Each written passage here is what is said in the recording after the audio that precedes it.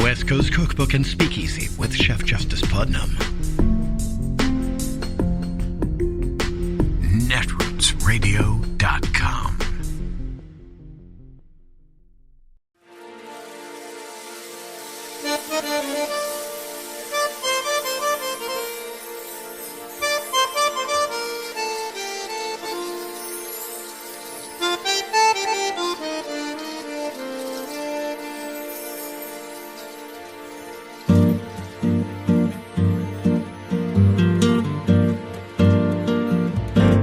Je voudrais du soleil vert, des dentelles et des théières, des photos de bord de mer, dans mon jardin d'hiver. Je voudrais de la lumière, comme en Nouvelle-Angleterre. Je veux changer d'atmosphère, dans mon jardin d'hiver. À fleurs sous la pluie de novembre, tes mains qui courent, je n'en peux plus de t'attendre. Les années passent, il est loin, là je tombe. Nul ne peut nous entendre.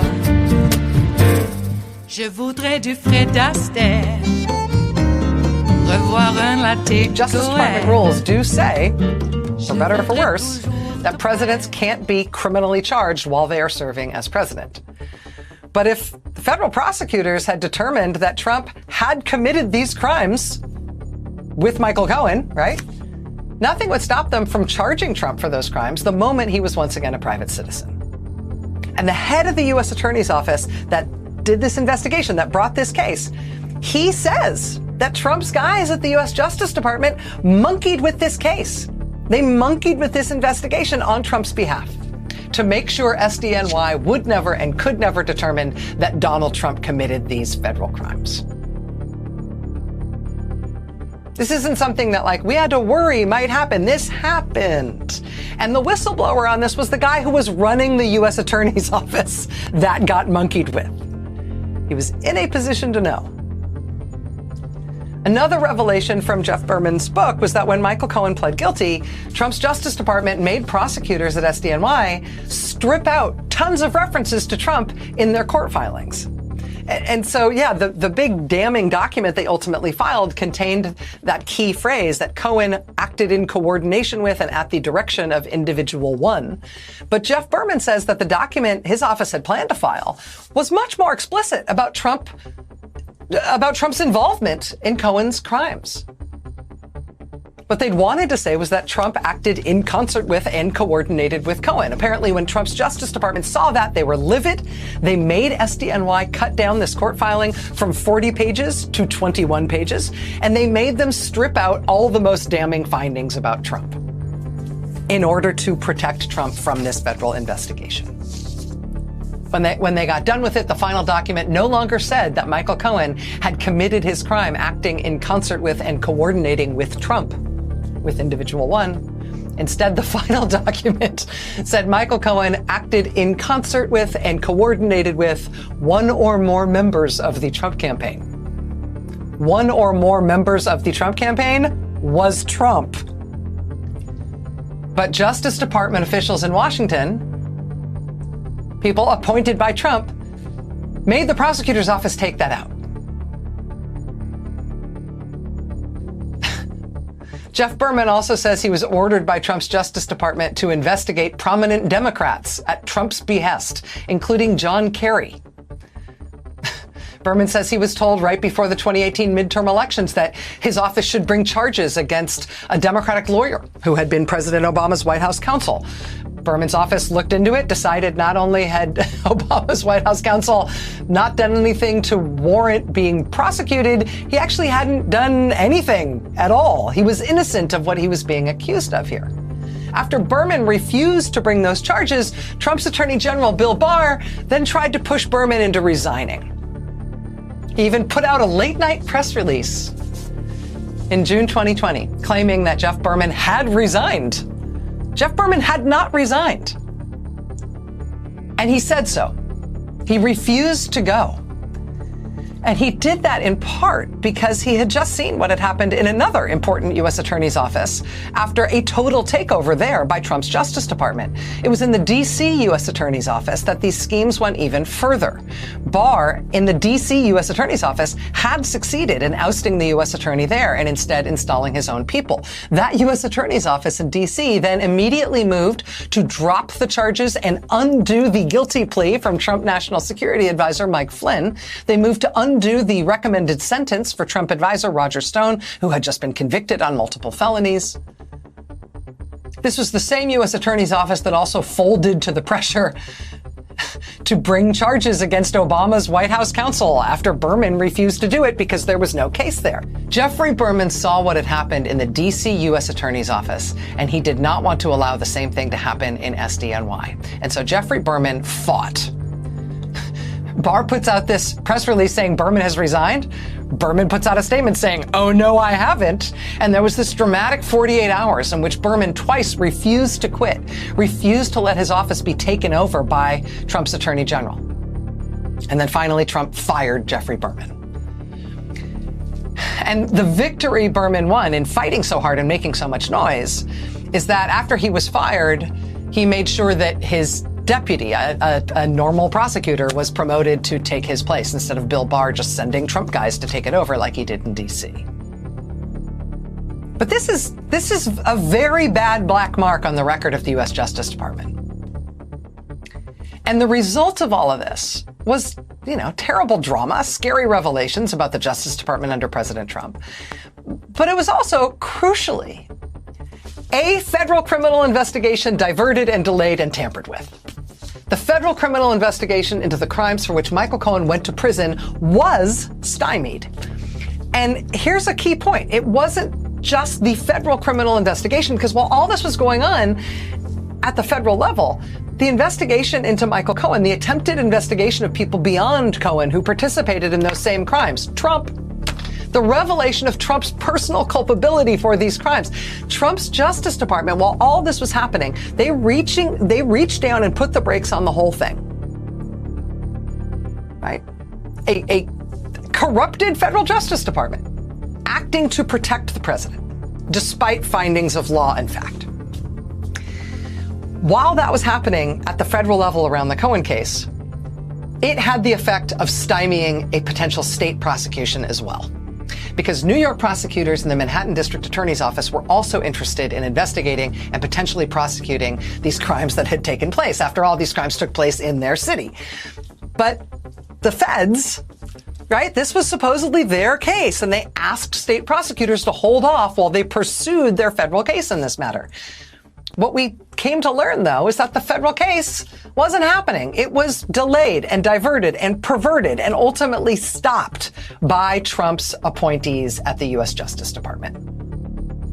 And so state prosecutors are twiddling their thumbs, wasting tons of time waiting around for the feds to supposedly finish this investigation, which is an investigation that's not actually happened because of corruption.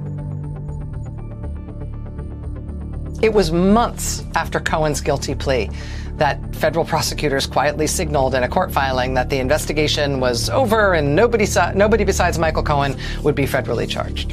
It was literally 2 weeks later, 2 weeks after that quiet admission from the feds, that state prosecutors started issuing subpoenas for their own investigation.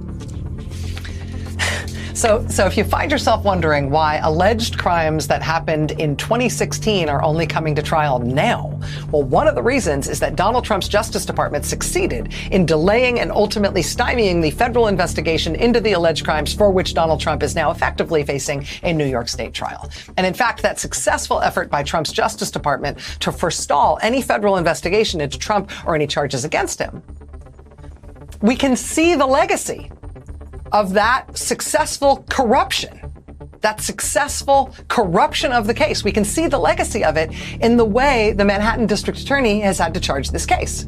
Because one of the big awkward parts of this case that's now being tried in New York is that there's a crime that's being described here that's never actually been charged. Right? People who criticize this case, that is often one of the major issues they will take of it. A crime is being described here, but if that crime is such a crime, how come it was never charged? Right? The New York DA's case against Donald Trump says these false business records Trump created in his real estate business, right? When he disguised these hush money reimbursements to Michael Cohen as if they were legal fees. These falsified business records aren't just a misdemeanor. They're a felony because they were created to conceal another crime. What's the other crime? Well, the DA has described what he believes the other crimes are. One of the implicated other crimes is the federal campaign finance violation that prosecutors say Michael Cohen committed with Donald Trump. It is an awkwardness for this case that that federal crime was never charged against Donald Trump. It was only ever charged against Michael Cohen, right? But the reason that federal crime was never charged against Trump, well, it appears to be because the federal investigation into Trump's culpability in this matter was perverted on Trump's behalf by Trump's appointees. So that is kind of this big gaping wound sitting right at the center of this trial. It is a constant reminder that it is bonkers that only Michael Cohen and nobody else ever paid a price for this criminal scheme, right? It is also a constant reminder, of something else and something bigger than this case. It is a big, bright, flashing warning light about what we as a country should expect in a second Trump presidency. You know how scary it is to think about Bill Barr doing this with ongoing investigations, reportedly, with cases that have already been pled to, with sentences that have already been recommended by the Justice Department after conviction, for him to go in there and get in there and just take apart all of those cases on Trump's behalf because Trump told him to? They were able to do some of that. They would very much like to do a lot more of that, which could upend any citizen's life in this country at the whim of Donald Trump. Right? We do not talk nearly enough about what Trump succeeded in doing to the U.S. Justice Department when he was president. He ousted U.S. attorneys. He got investigations into himself and his allies kiboshed. He got the case against his disgraced national security advisor thrown out, even though he had already pled guilty. He got the sentencing recommendation for Roger Stone reduced after Stone's multiple convictions. He got the Justice Department to investigate and even prosecute prominent Democrats he didn't like, even when there was zero case to be made. That all is worse than anything Richard Nixon ever did. And he was pretty bad on that front. It is arguably the worst thing any modern president has ever done to the U.S. Justice Department, to the rule of law in this country. It is the kind of scandal we should be keeping front of mind every single day as he tries to get back in the White House right now. It is absolutely the blueprint for where they would start to try to complete the unfinished business, right, of the first term if Donald Trump returns to the White House. That is where this case comes from, right? The tawdriest case imaginable, coming from the grossest and pettiest personal failings. All the while revealing a huge, serious problem for this country that we have not yet reckoned with. A core problem for our protection of the rule of law. A core failing of the rule of law for which not nearly enough people have yet gotten in trouble. It is Tuesday, the 16th of April of 2024, and you are in West Coast Cookbook and Speakeasy. I am your chef de cuisine, Justice Putnam. Gunner the English Bulldog is our snoozing sous chef. Precious, the little Yorkie, is our door girl, and she's a little laid up from her recent knee surgery, but we will be seating you directly for our especially special daily special, Tarrytown Chowder Tuesdays, a small scant dash, a mere pinch of hot smoked Hungarian paprika will make all the difference in the world. It always has, and it always will. Yeah, indeed. So how are you on this fabulous day after tax day?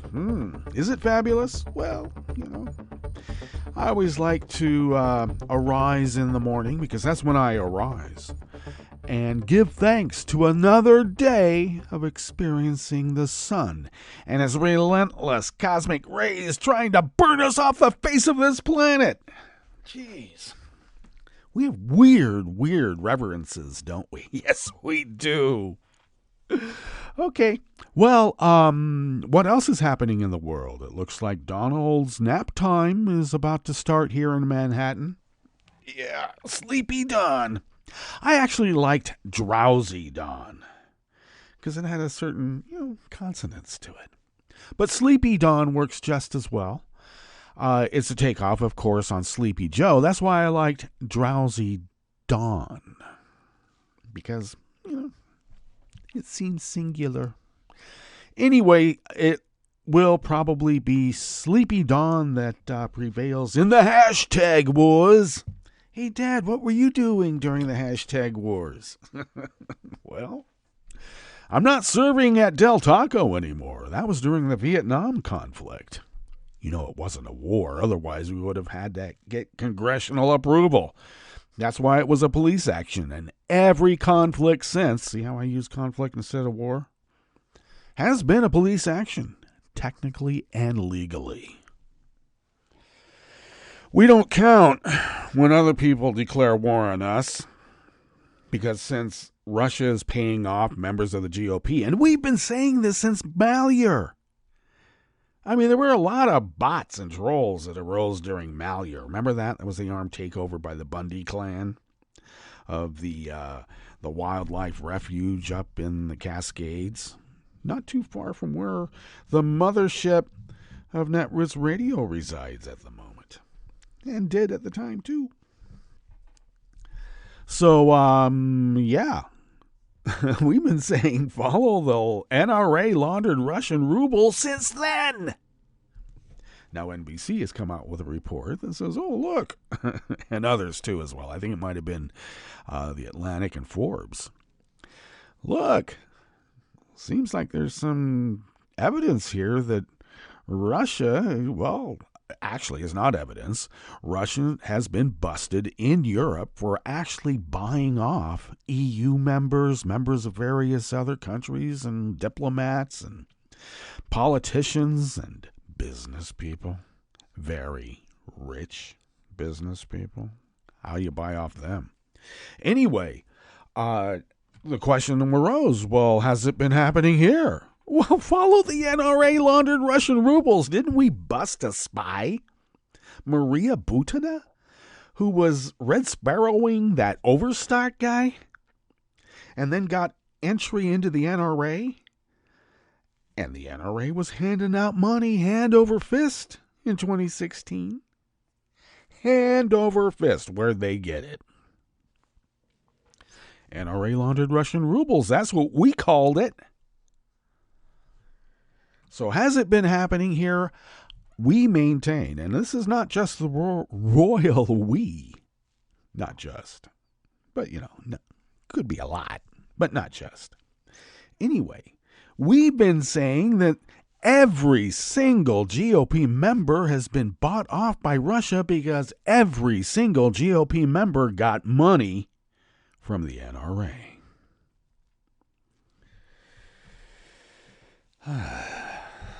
Now, I don't know, is that a false association? Maybe. But I bet it's true. And I got to tell you, when it comes to those bets, I've been batting 1,000.10000. 3 zeros. 1,000. Every hit.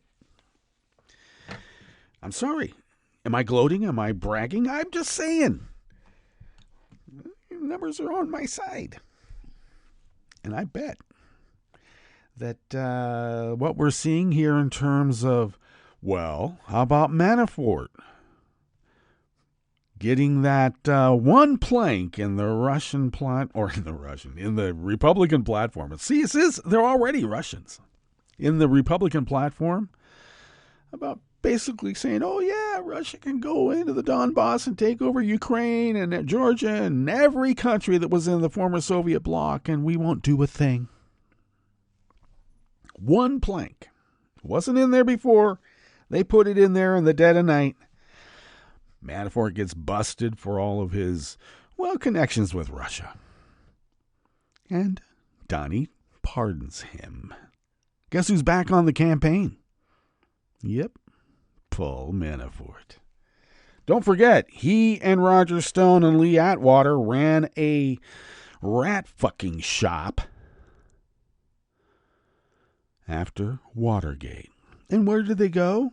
After the former Soviet bloc fell apart, well, the Soviet bloc fell apart, then became the former Soviet bloc, they went into the former Soviet bloc to rat fuck emerging democracies and make some bucks too, and they did. So that guy's back in the campaign. What could go wrong? Okay. And I'm not even going to get into the tete-a-tete I've been having with the usual suspects out here in, well, small town America. I keep telling people I'm an American. They keep telling me, no, you're not. You're a devil. You're a baby eater. I am. I mean, I like veal like everybody else, but I don't necessarily go out and buy it. We're not talking about that.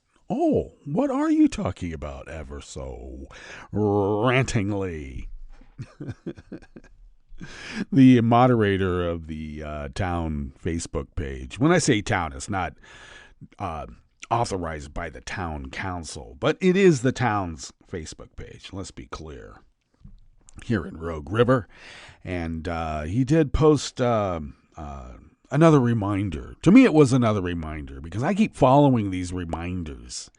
And the other guy, never do. Because they're MAGA. They don't follow the rules. Rules are made to be broken. And since we aren't really human beings, they don't have to listen to us. We're just Trump haters. And I'm like, wait a second. The people that are bringing old Donnie to court are all Republicans and his former associates. What are you talking about? Of course they hate him. They worked with him. They didn't get paid. Who wouldn't hate the guy? But because by dint of the fact that we are liberal Dems, we don't count.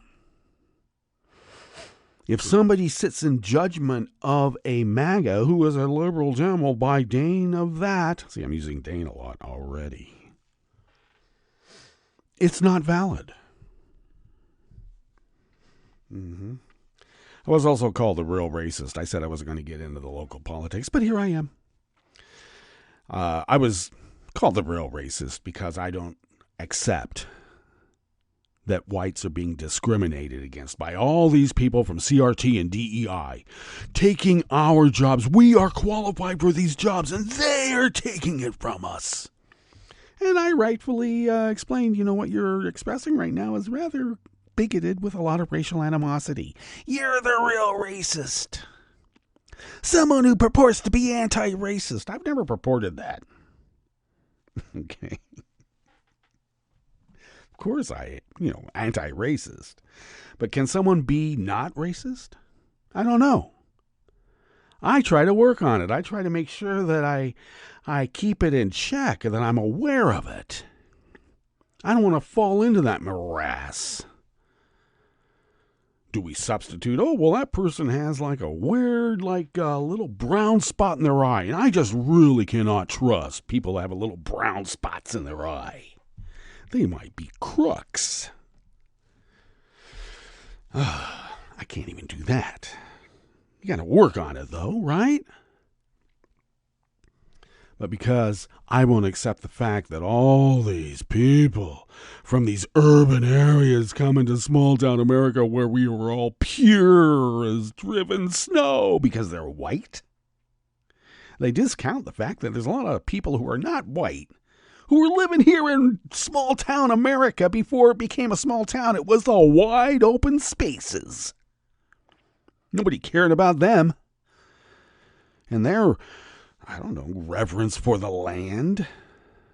The reverence for the land here is to start a forest fire to cover up your poaching deer on federal property. That's what Malheur was about. Those guys were going to jail, and Bundy and his clan went up there to stop it. And guess what they did?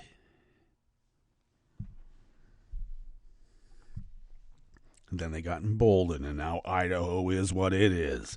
And then the usual suspects are putting up that we want to be Greater Idaho. We have like people, 2,200 people in a rural county. Of the 2,200, 1,000 1,000. Basically what happened is that 5 votes separated whether that county would become part of Idaho, known as Greater Idaho, and secede from the Oregon state, or stay as Oregon. So 5 votes, 5 people, 5 votes. In a county of around 2,000, 2,200, somewhere around there. And that's posted as proof that small-town America wants to go, leave the United States eventually. I mean, these are Q-nut pipe dreams. So you call it Q-Nut Pipe Dreams, and I mentioned the moderator of that town Facebook page came on and reminded that fellow and myself that we have to stop insulting each other. Okay, that'd be great. Once again, I had to remind folks, I don't go on to those pages and post for everyone to see as like the main topic anything political. I post a music video about my mood on the West Coast. Maybe, a few pics of the dog and a joke, maybe, and a recipe. Some recipes. I'll post recipes. I don't post politics since the group administrator suggested, in very forceful terms, shall we say, that maybe I shouldn't be posting politics because I'm so divisive. And what was I divisive about? I got threatened by a bunch of Proud Boys who said they're going to try and kick... Well, they didn't say they were going to try. They were going to kick my ass. And I said, well, you can try. And because of that, I threatened them. That's how it worked. I was warned not to be posting politics because my divisiveness causes people to resort to violence. Really. I just got to say, maybe at bumping 70 now, I might not be as resolute in my belief that I could take on, 2 or 3 or 4 Proud Boys. There was a time, not very long ago, where I could and did. Not necessarily Proud Boys, but, that type. You do know I worked as a bouncer. We like to call it security at a bar. So, shit happens. Sometimes you have to. I never liked it. I like to talk people down. And sometimes that meant putting on the cop voice and telling people to clam it up. So most of the time, just by force of voice and maybe personality, a bouncer can control the situation. But when, push comes to shove, I'm just saying. So I wasn't necessarily concerned about any physical reprisals and the fear of that then stopping me from expressing my opinion. And because of that, I was told to tone it down, not the people making the threats. I will admit that those people are no longer on that page. They have been sent packing, shall we say, which is nice. But we have this Bircher LaRouche guy, anti-public education, anti-government, posting this Q-nut conspiracy BS over and over and over. And then, of course, I responded. And the response is just being divisive. Is it? Of course it is. If people are going to be posting bullshit about Joe Biden, well, then maybe we should start posting bullshit about Trump. And then as soon as we do that, we're told to stop. We're being insulting and condescending. So after being called a commie socialist, the real racist, baby-eating Dem, and a race traitor, all of those charges have been leveled against me. That I have moral fiber that needs to be questioned. And I have the insanity of the liberal, and that must be confronted. After going through all of that, I just mentioned that, the guy's name is Marv. I call him Marv. It's short for Marvin. Marv. I just said, hey, you have the moral fiber of a poltroon. And of course, since they had to take a dictionary and look up poltroon, that was insulting and condescending, which meant that the group administrator had to come in and tell both of us to tone it down. Meaning, no one would tell Marv to tone it down if no one ever responded in opposition to his diatribes. I know, do not feed the trolls. But I refuse to let this BS about Joe Biden being somehow the great evil and Democratic liberals being the great evil. And people believe this BS. I mean, this is how houses get burned down. I've been there. I see what people are capable of if you don't nip it in the bud. And pretending it's not going to happen is not nipping it in the bud. But I digress. Yeah, maybe I do. And with that, I better get on it and let you know what we have in store for you here in the Bistro Cafe at West Coast Cookbook and Speakeasy on this great Tarrytown Chowder Tuesdays. In summation to all of that, we'll see what happens when after I've posted, and I have, a little, anti-Trump GIF. It's going to be a GIF. Like diaries at Daily Kos are not stories, even though people want to call them stories, they're diaries. It's GIF, not GIF. I don't care what anybody says, even the creator of that GIF. So there. What do we have in store for you here in the Bistro Cafe? Well, members of an Oklahoma far-right anti-government group are charged in the grisly slayings of a young mother and a preacher's wife. Little custody dispute. The woman went there to pick up 6 and 10-year-old for a birthday party. The preacher's wife was there as an intermediary third party, as mandated by the courts. Both women have ended up dead in a very bloody and grisly fashion. We'll find out more about that. We're not going to hear about the grisly. And in fact, the grisly is just intimated. So it looks like it was bad. A former Marine was sentenced to 9 years in prison for firebombing a Southern California Planned Parenthood clinic in 2022. He's a former Marine now. He was a current Marine then. And the Maine governor signed a bill. Not the Maine, the premier governor. I mean the governor of Maine. Maybe I should have put that in. The governor of Maine signed a bill restricting paramilitary training in response to a neo-Nazi's plan to create a center for a blood tribe. Go to Idaho, and people will say, oh, what's wrong with that? Do not Idaho my Oregon, please.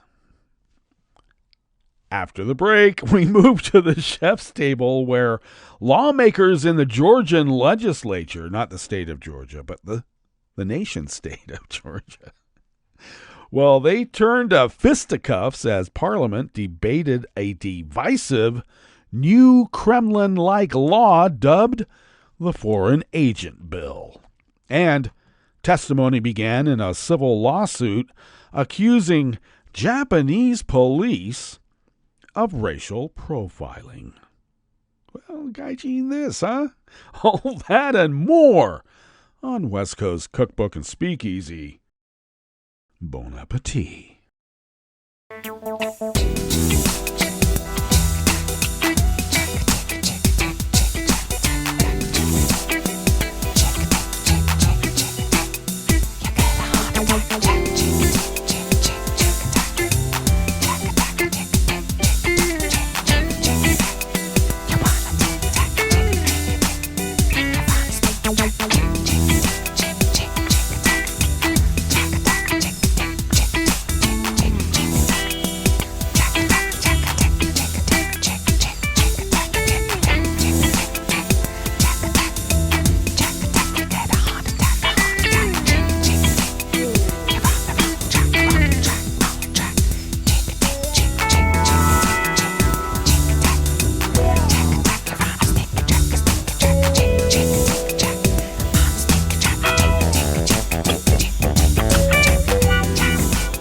Once again, since we have gone way over on the opening rant, we're going to go tuck into this first offering here in the Bistro Cafe of West Coast Cookbook and Speakeasy, Tarrytown Chowder Tuesdays.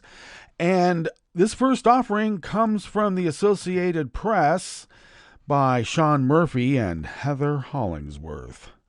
Two Kansas women who vanished as they tried to pick up children for a birthday party 2 weeks ago were killed over a custody dispute involving a group of right-wing anti-government Oklahomans calling themselves God's Misfits.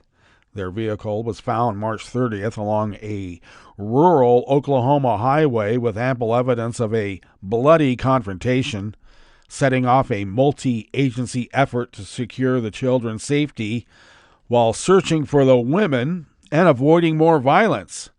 Veronica Butler, 27, and Jillian Kelly, age 39, of Yucatan, Kansas, had arranged with the grandmother of Butler's two children to meet at a highway intersection on the morning of March 30th to pick up a 6 and an 8-year-old.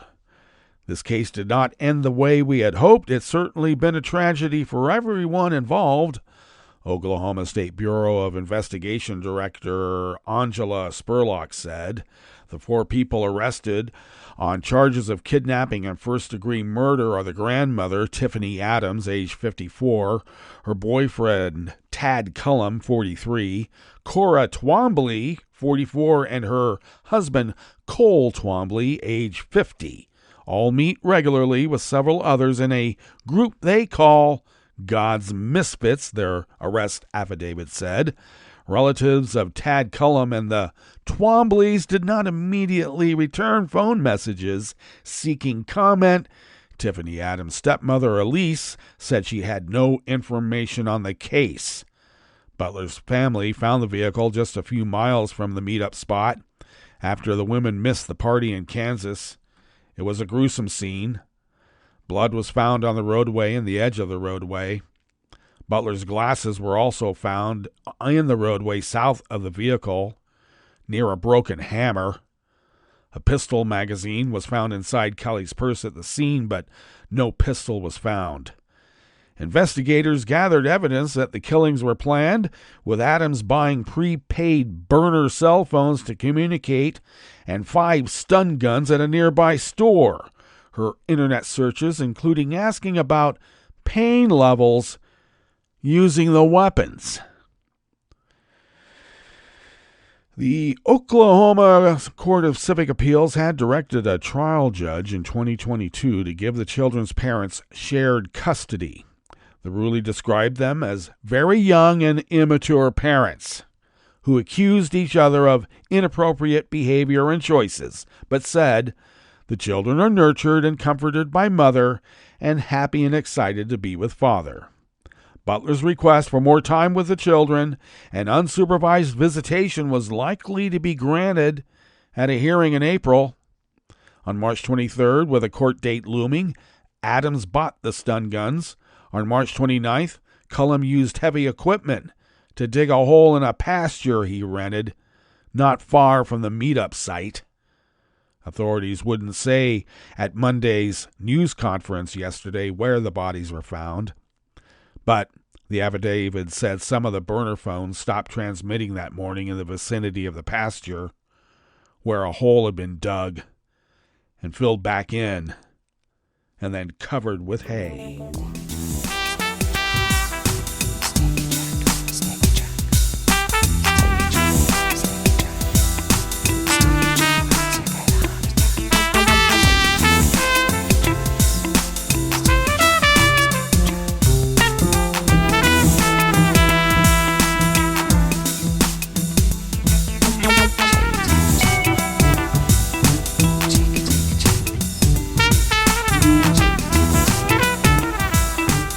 Associated Press staff brings us this next offering here in the Bistro Cafe of West Coast Cookbook and Speakeasy. A former U.S. Marine was sentenced yesterday, Monday, to 9 years in prison for firebombing a Southern California Planned Parenthood clinic in 2022. Chance Brannon, age 24, pleaded pleaded guilty in November to 4 felony counts, including malicious destruction of property by fire and explosives, and intentional damage to a reproductive health services facility. Brannon of San Juan Capistrano, California, also admitted that he made plans for additional attacks on a second Planned Parenthood clinic, a Southern California Edison substation, and a LGBTQ Pride Night celebration at Dodger Stadium. Brannon was an active duty Marine stationed at Camp Pendleton at the time of the bombing of the clinic in Costa Mesa on March 13th of 2022. Surveillance footage showed Brannon and another person throwing a Molotov cocktail at the front door of the medical facility. The clinic was closed at the time and no one was injured. During the sentencing hearing, U.S. District Judge Cormac J. Carney said Brannon, quote, engaged in cruel and indefensible domestic terrorism.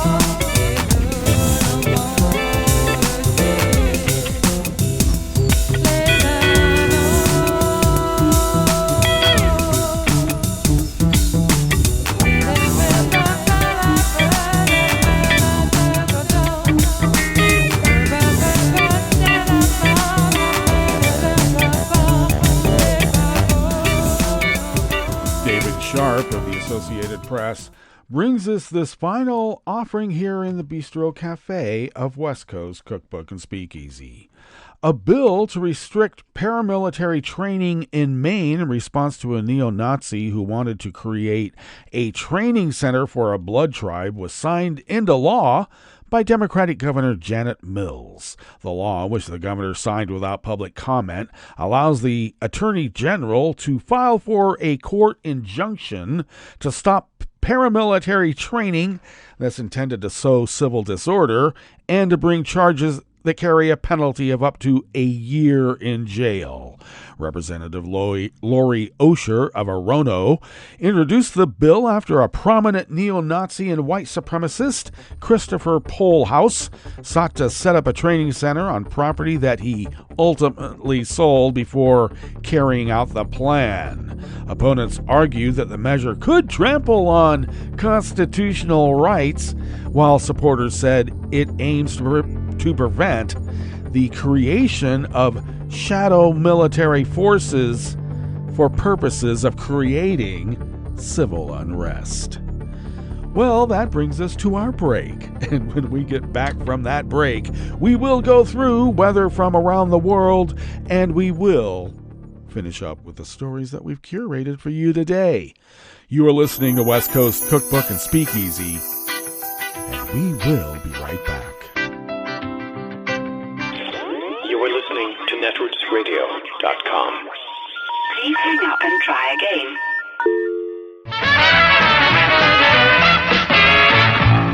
From a point at sea to the circles of your mind, a new force is at work for planetary transformation.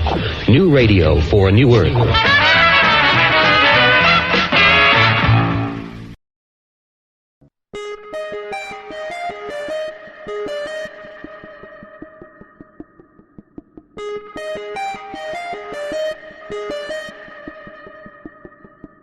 Hi, it's Tom. Could we humbly suggest your donation to netrootsradio.com? All we've got to run this 24-hour powerhouse of progressive resistance radio is what comes out of our own wallets. And you are our biggest donor. And it doesn't take much, $3, $5. Just go to the bottom of our netrootsradio.com page and hit our secure donate button. Heck, you can even make a recurring contribution. And you'll get a wondiferous pair of Netroots radio stickers for application to your backpack, your bumper sticker, or your banjo. Well, it's up to you which backpack you want to put it on. So donate what you'd like at the bottom of our netrootsradio.com's homepage, because you are our biggest donor. netrootsradio.com. Together, we are Resistance Radio.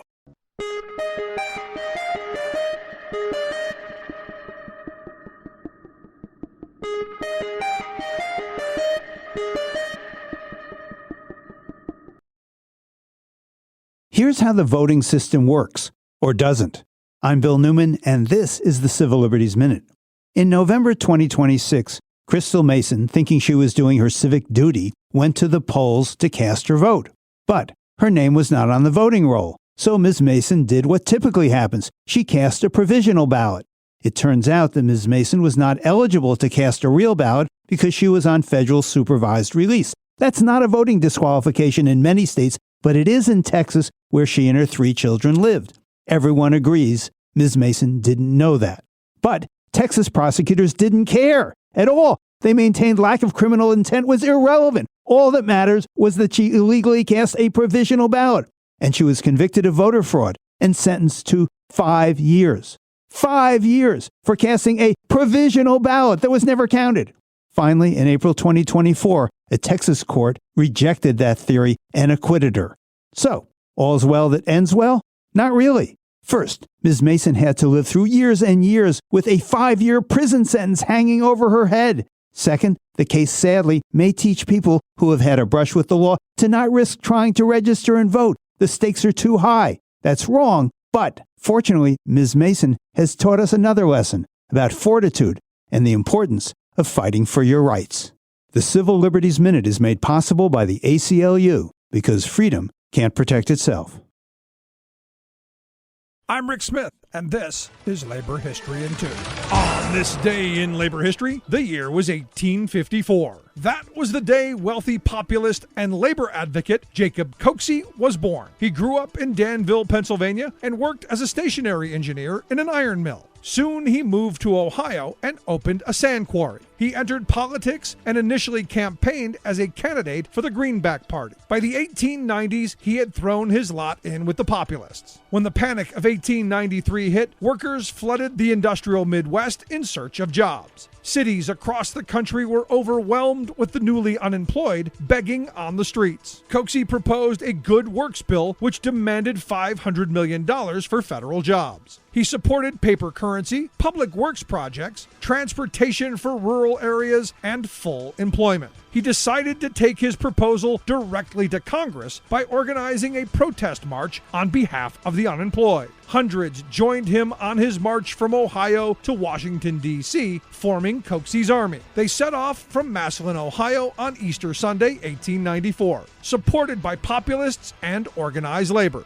Estimates of marchers ranged into the tens of thousands. His army, however, was stopped along the way by court injunctions preventing them from commandeering trains and seizing railway lines as they traveled. About 500 eventually reached Washington, D.C. As Coxey climbed the steps of the Capitol to demand the Good Jobs Bill, he and his army were met by police forces, which attacked the crowd and beat them back from the Capitol steps. Years later, his campaigning finally paid off, and he was elected mayor of Massillon. In 1944, he was invited back to the Capitol steps to deliver his Good Jobs Bill, which by that time had become official policy. Labor History in 2 brought to you by the Illinois Labor History Society and The Rick Smith Show.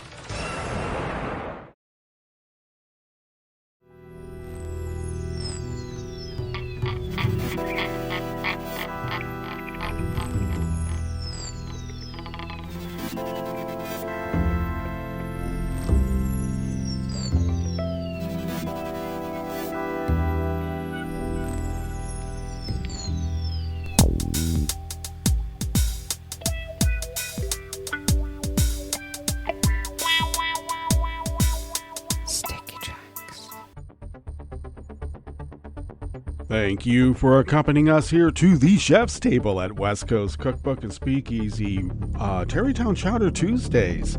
We always begin weather from around the world along the banks of the Rogue River in the Rogue River Valley of Southern Oregon on the west coast of the continental United States of America, where it is currently 44 degrees Fahrenheit, expected to be a tad warmer today than yesterday.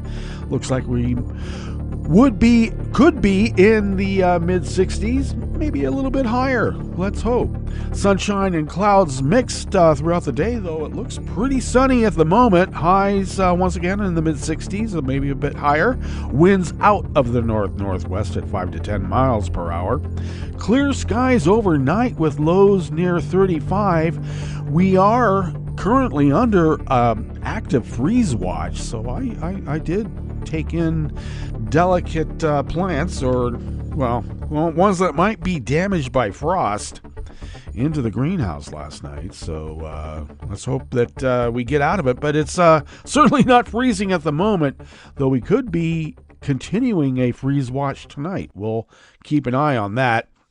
Once again, winds will be out of the northwest tonight at 5 to 10 miles per hour, and then a few passing clouds tomorrow. Otherwise, generally sunny with highs in the low 70s. Winds out of the north at 5 to 10 miles per hour. Grass pollen is rated high here in Rogue River. The air quality index for the region is in the good range at 23 parts per million, and that daytime UV index is high, ticked down to level 7 from yesterday.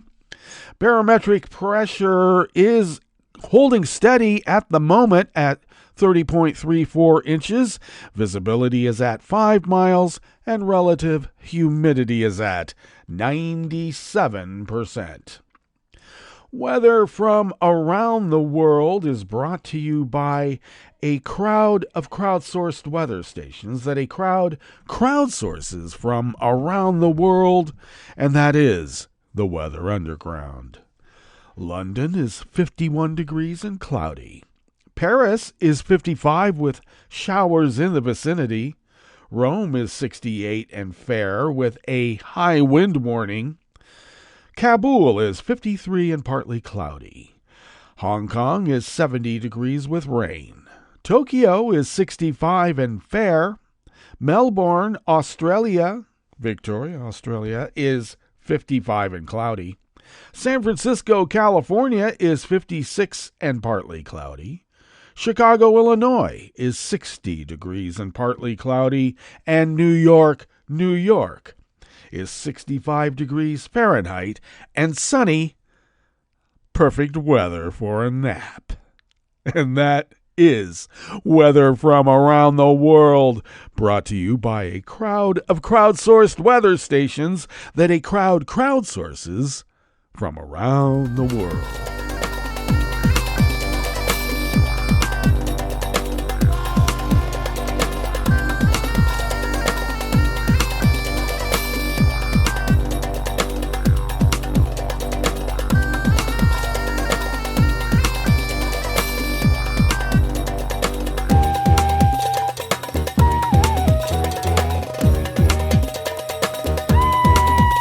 Sofiko Megralitza of the Associated Press World Desk brings us this first amuse-bouche here at the Chef's Table at West Coast Cookbook and Speakeasy, Tarrytown Chowder Tuesdays. Lawmakers in Georgia's legislature scuffled yesterday, Monday, as the parliament debated a divisive new law dubbed the Foreign Agent Bill. Hours later, hundreds of people protested against the legislation outside the parliament in the Georgian capital of Tbilisi. The draft, proposed by the ruling Georgian Dream Party, calls for media and non-commercial organizations to register as being under foreign influence if they receive more than 20% of their funding from abroad. Opponents of the measure denounce it as the Russian law because of similar legislation used by Moscow to stigmatize independent news media and organizations seen as being at odds with the Kremlin.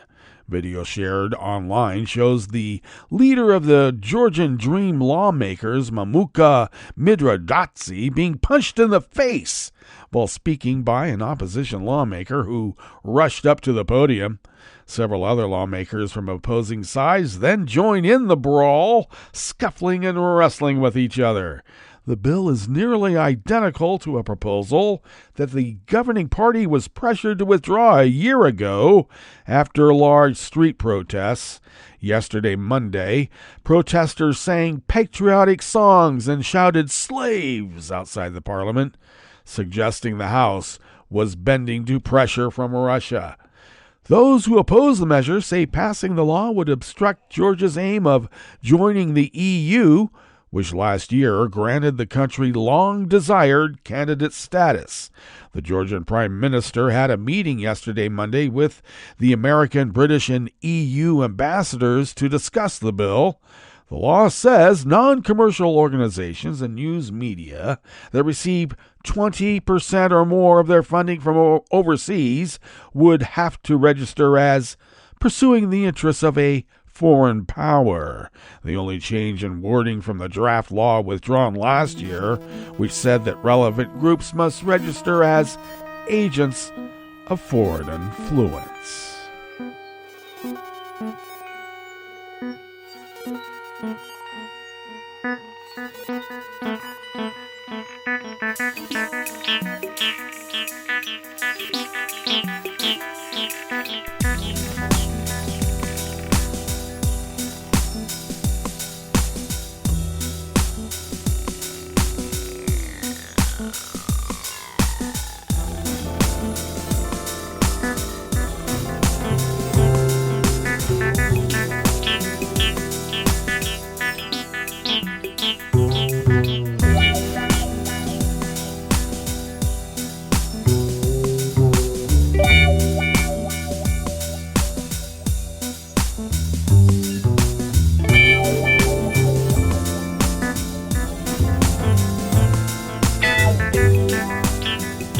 Kagayama at the World Desk of the Associated Press brings us this final amuse-bouche here at the chef's table at West Coast Cookbook and Speakeasy.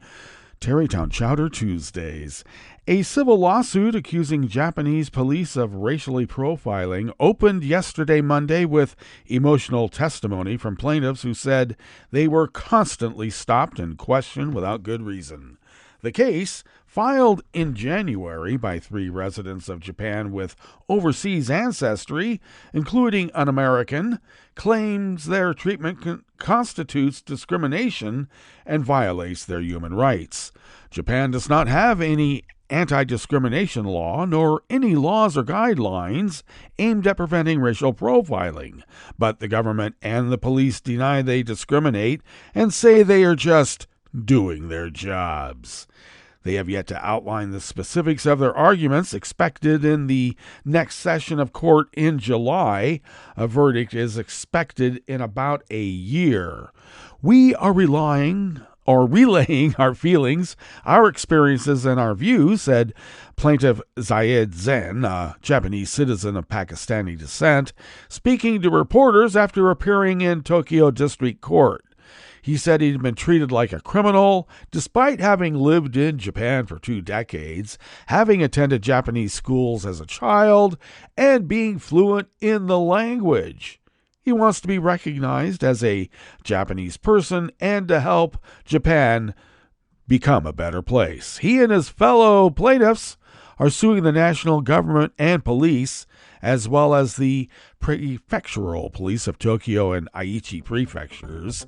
The case, which could prove a landmark for Japan, has drawn widespread support and attention in a nation reputed for friendly community policing and relatively low crime rates. Well, that brings us to the end of our broadcast period for the day, but you do know Netroots Radio broadcasts on, and we will meet up here tomorrow for Smothered Benedict Wednesdays. So do stay tuned to Netroots Radio all day and all night for all the breaking news as it breaks, and we will meet up here tomorrow, right here in West Coast Cookbook and Speakeasy. Bon appetit.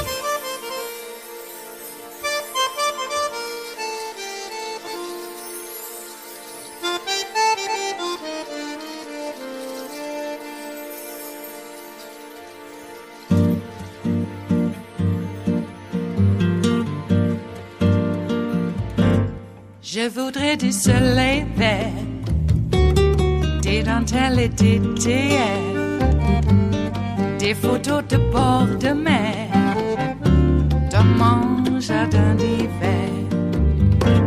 Je voudrais de la lumière, comme en Nouvelle-Angleterre. Je veux changer d'atmosphère, dans mon jardin d'hiver. À fleurs sous la pluie de novembre, tes mains qui courent, je n'en peux plus de t'attendre. Les années passent, qu'il est loin, là je tombe. Nul ne peut nous entendre. Je voudrais du Fred Astaire, revoir un latte Goël. Je voudrais toujours te plaire dans mon jardin d'hiver. Je veux déjeuner par terre, comme au long de golfe clair, t'embrasser les yeux ouverts dans mon jardin d'hiver.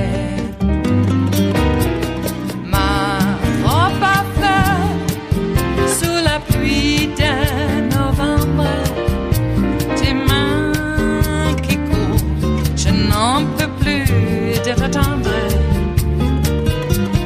Les années passent, il est loin, là je tombe. Nul ne peut nous entendre. Ba-da-da-dum-di-da-dum. Ba-da-da-dum-di-da-dum. Ba-da-da-dum-di-da-dum. Dans mon jardin d'hiver. Ba-da-da-dum-di-da-dum. Ba-da-da-dum-di-da-dum. Ba-da-da-dum-di-da-dum. Dans mon jardin d'hiver. Dans mon jardin d'hiver. Dans mon jardin d'hiver.